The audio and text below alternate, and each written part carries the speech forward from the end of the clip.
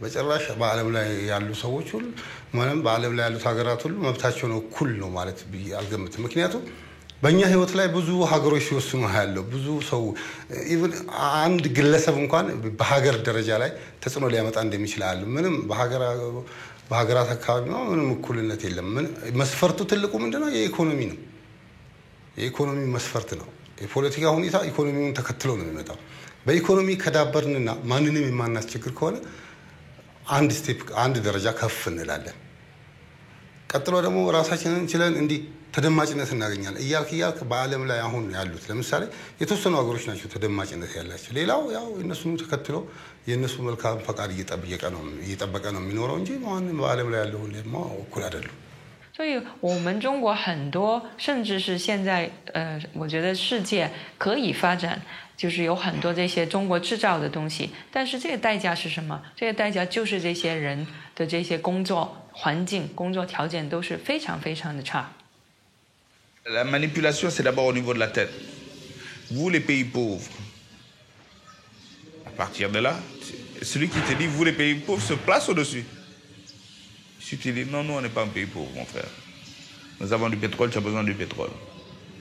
Donc, c'est toi le pauvre qui a besoin de mes richesses. C'est pas moi. Il ne faut pas inverser le truc. On a tellement inversé le truc qu'on n'arrive même pas à négocier en position de force. Alors que très souvent, c'est nous qui avons les matières premières. C'est nous qui avons les... On te dit, ouais, même tu ne peux pas développer ton pétrole. Donc, tu vas avoir 10% des bénéfices de ton propre pétrole. Et si tu acceptes que tu es pauvre, on fait de toi tout ce qu'on veut. Ce n'est pas forcément des gens qui viennent de l'extérieur qui vont aider à développer ce pays. Ce sont les propres fils et propres filles de ce pays qui vont développer ce pays. Parce que ceux qui viennent, vous ne savez pas avec quelles intentions ils arrivent. Ils peuvent être de bonne volonté, mais vous ne savez pas les intentions qui sont derrière leur tête. Parce qu'il y a eu des plans et des plans de développement, mais qui n'aboutissent à rien du tout. Beaucoup de Sénégalais aujourd'hui ne mangent pas à leur faim. Dans la banlieue, on a un repas par jour. Et il y a beaucoup de gens dans la banlieue qui ont les pieds dans l'eau inondée depuis presque 3 ans. Beaucoup de Sénégalais ne mangent pas à leur faim dans la brousse parce que maintenant la saison de pluie a été déréglée par ces changements climatiques de merde qui ne sont que la production des industries des pays du Nord. Beaucoup de Sénégalais ne mangent plus à leur faim parce que le système économique qui a été mis en place, soi-disant libéral, capitaliste, ne s'occupe pas d'eux.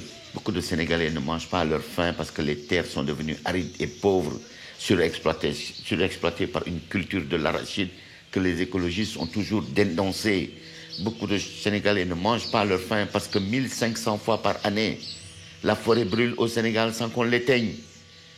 Beaucoup de Sénégalais ne mangent pas à leur faim parce que l'agriculture va très mal, la pêche va très mal et nous allons au-devant de graves problèmes. Le signal fort qui a été donné, ce sont tous ces enfants qui prennent les pirogues et qui vont dans le ventre de l'océan Atlantique et qui vont mourir parce qu'ils sont désespérés. Et quand on est pauvre, ce n'est pas grave quand on a un brin d'espoir de voir jaillir un Mandela. Quand on est pauvre et qu'on a un brin d'espoir d'un changement possible, on a encore l'espoir. Mais quand on a perdu l'espoir, il n'y a plus rien qui reste. Et beaucoup de Sénégalais aujourd'hui ont perdu l'espoir. Beaucoup d'Africains ont perdu l'espoir. Heureusement que des forces émergentes d'un système nouveau sont en train de naître partout dans le monde, avec ce qui se passe en Tunisie, avec ce qui se passe en Égypte, avec ce qui se passe au Burkina, avec ce qui se passe en Libye.